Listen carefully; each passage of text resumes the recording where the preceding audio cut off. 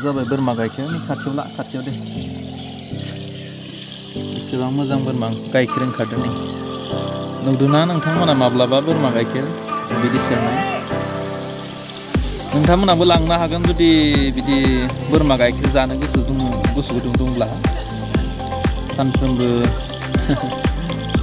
morning टाइमावनो 1.5 litre ओंखारो बेनिफ्राय दाथ' फिसा गैबावासो देथिं खोथाया फिसायानो गैया दा फिसा गैयाब्लाबो जे माने बिदि गाइखेर होबाय थायो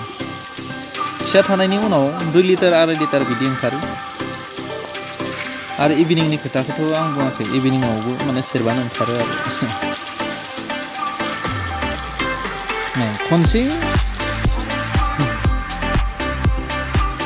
माबायदि ओंखारो नायनो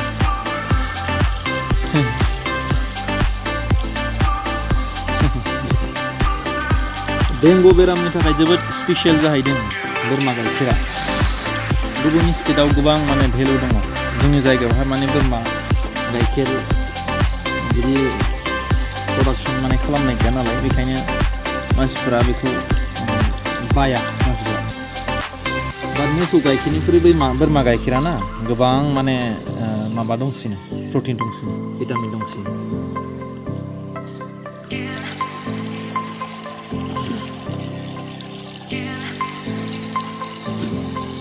गोजाननिफ्राय बेखौबो बायनो हागोन कन्टेक्ट खालामनो हागोन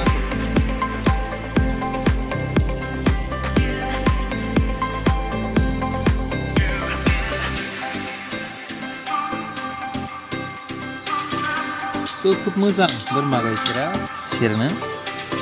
मोसौफोरनिख्रुइबो साबसिनसो